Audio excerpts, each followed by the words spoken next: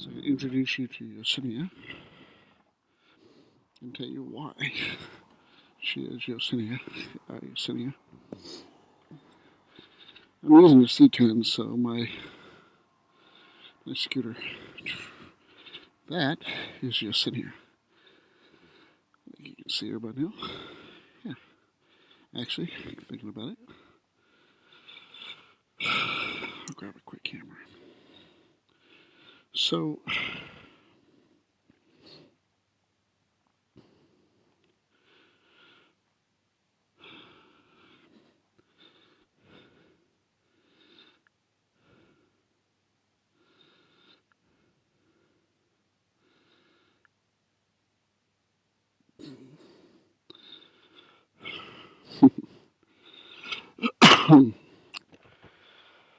so a lot of people have lost. A lot of people lost a lot of people. Yeah. It's been a rough year. And in saying that, I built this bike specifically for someone I lost. Well, I wasn't the only one to lose her, obviously, but someone that meant a lot to me, you know.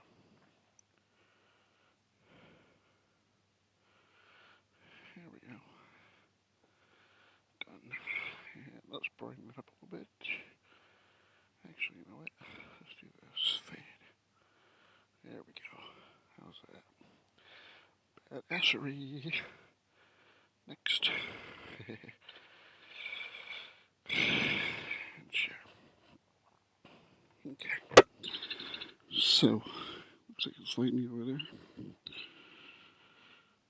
So, what did I do? About a year ago, I guess I lost someone that meant a lot to me. She meant a lot to a lot of people. Her name was Yesenia. And it was pretty rough, you know. Pretty rough. Of course, throughout the year, we lost, gosh, so many more. I mean, Jonathan Fields, and Yesenia's guy, Tony, and Lex, and, you know, unfortunately, everybody can name people they've lost, sadly. But I think what's important is the fact that we remember them some way or somehow.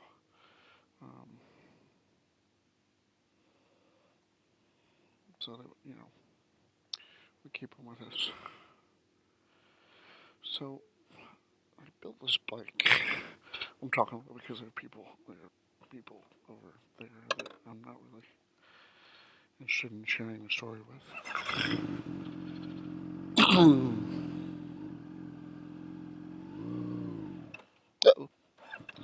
Helps if I, oh, yeah, helps if I'm putting gear.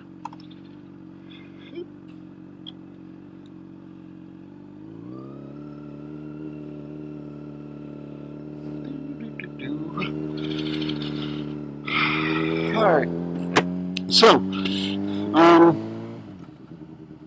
in the last year, I mean, we've lost a lot of people here where I'm from in Florida. And I think the one that hit me the hardest, without question, was Yesenia. Yesenia was, well, among other things, she was beautiful, man. I mean, just personality was amazing. Her presentation was amazing. Her beauty was beautiful, obviously. But she had the complete package. She was, for lack of a better term, I guess you could say she was iconic. And I don't think she really knew that.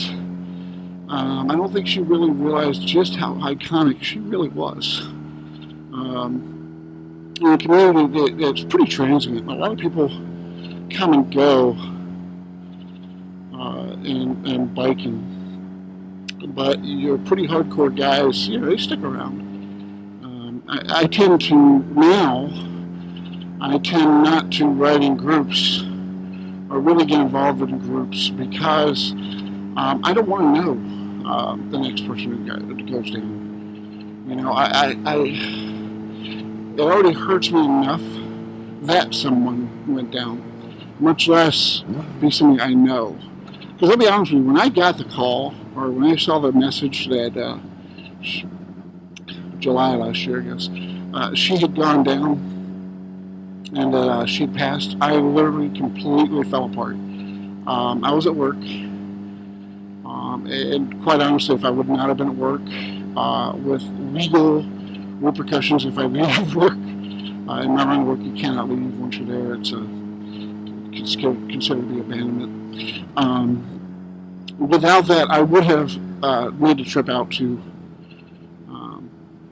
where the accident happened. But I completely fell apart. My boss was at the bathroom door. She was, offering to send me home. I had people calling in that I guess she had told a few people trying to get me off for the next couple of days, and she told a few people, and a few people had offered to come in for me so I could get out of there, yada, yada, yada. But it's been a good, about an hour, I guess, in the bathroom, just trying to compose myself. And for nothing more than the fact that she had that grasp on everyone. Everyone that knew her loved her. Then not too terribly long after that, Lex went down. And Lex was a genuinely just a good guy. Good writer, good friend, smart as a whip, had everything in the world going for him. And being a younger guy, and me being an older guy, which I'm not that old by the way, but me being older than him, I saw something in him that was inspiring. I saw something in him that was potential to be great, And unfortunately,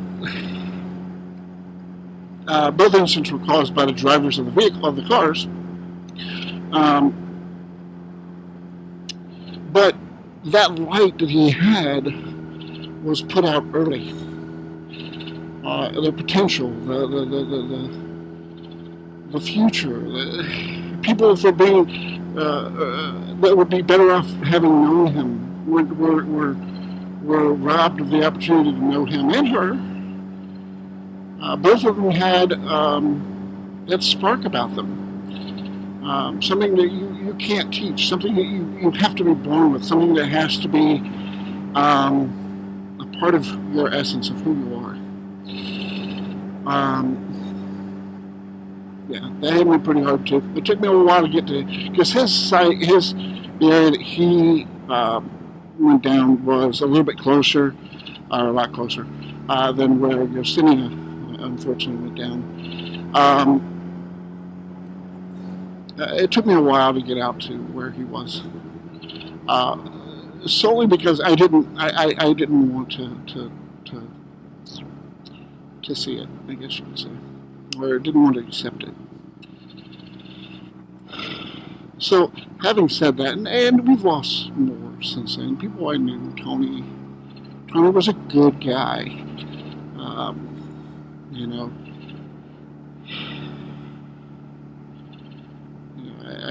I think of some of the friends I have in the biker community, and they were robbed when Tony went down. I mean, I knew Tony a little bit, but not as well as some others. And when Jonathan went down, this was, going on 2 years ago now, Jonathan, I guess. It hurt, I mean, and the thing that I bring that all up for, I guess, is this. Human life is a gift all its own. We don't get an infinite number of days. The fact that we're here in general, or at all, is a blessing in and of itself. And we have to cherish that. Now, by cherish that, I don't mean, live a sheltered life. You have to go out and live, but you also have to respect the life that you have. Respect the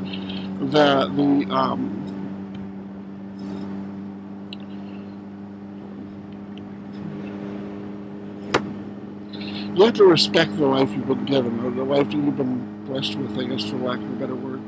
Is that a bug, or what the fuck is that? Yeah, I think it's a bug. Yeah. Get off my head, but how about you, loser? It's probably on the inside. Let's do this. There we go. So you have to respect that. Having said that, bikers, unfortunately, and every biker out there will tell you this, we all have an inherent knowledge that every ride we take can be our last. Every one of us know that what we do is dangerous. Every one of us are keenly aware of the dangers involved. So if you have a biker friend, you don't bike, or if you don't motorcycle, or however you say it, don't remind them how dangerous it is. We know, it is a passion of love for us to be bikers. And there's a brotherhood and a sisterhood involved in biking that no matter, even if you know the person, you don't know the person, there is a certain kinship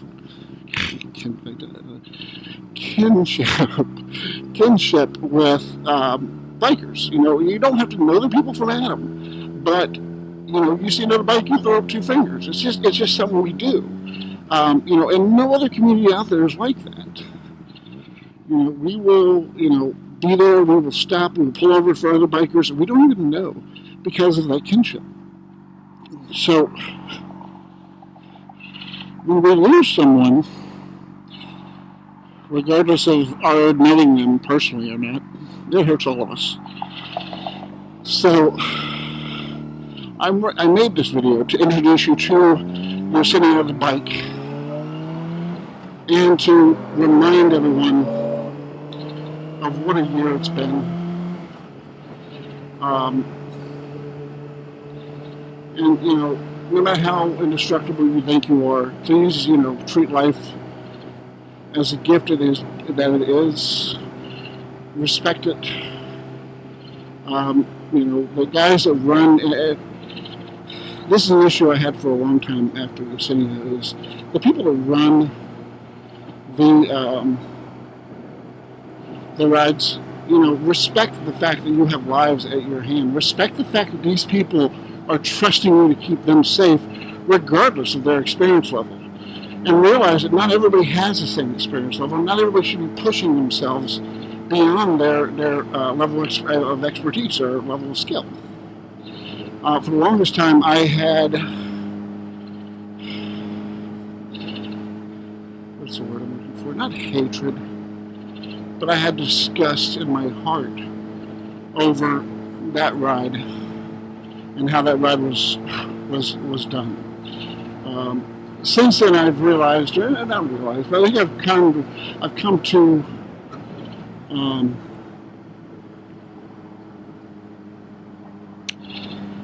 accept the fact that some things in this world are meant to be, and I don't think,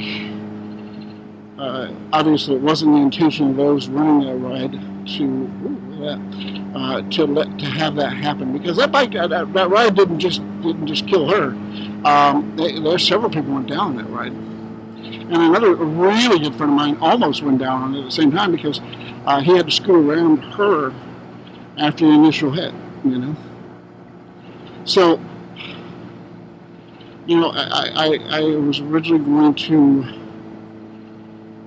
probably disown, I guess, or disavow, I don't know what the word is, ignore the people that ran that ride or that led that ride. Now, realizing the amount of pain that they've had to go through and endure, because they loved her just as much as I did. They loved her with every bit of fiber that I love her with, if not more.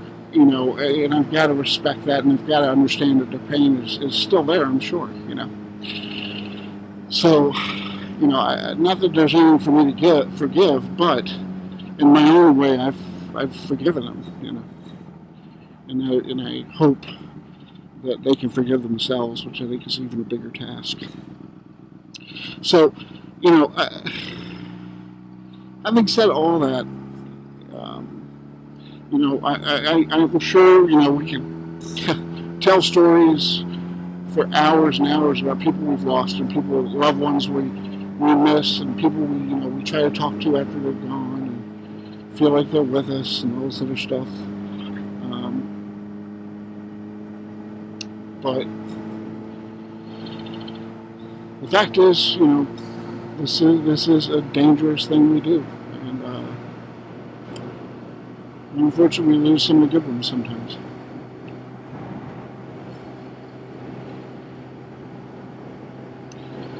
So, yeah, it sucks, but what can you do?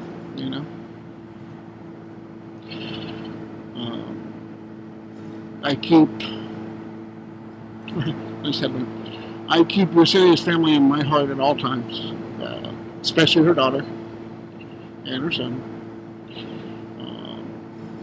And I keep the person that led that ride in my heart, regardless of history or whatever else, because I know the pain's there, But and the family of Rex, and the family and friends of everybody who's gone down, and the family and friends of the people that that have gone down.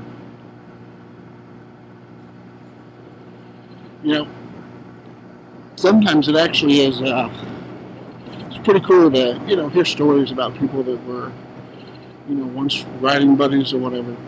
So if you feel like it and you want to, down below in the little comment section, tell me a little bit about people you've lost.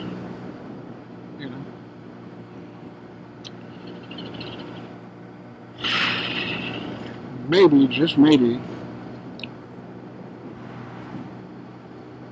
it might help. I guess bring them closer to us somehow. Anyway, so yeah, that's the video I have been waiting to do for a year. So sorry about such a bummer video for tonight, but I had to do it. So yeah. And I'm not really one for dedicating videos. This is dedicated to one of them. No. But if you feel like you're interested in dedications, I guess I could dedicate this to, not to those lost, but to those that are still here. Anyway, that's about it, I guess.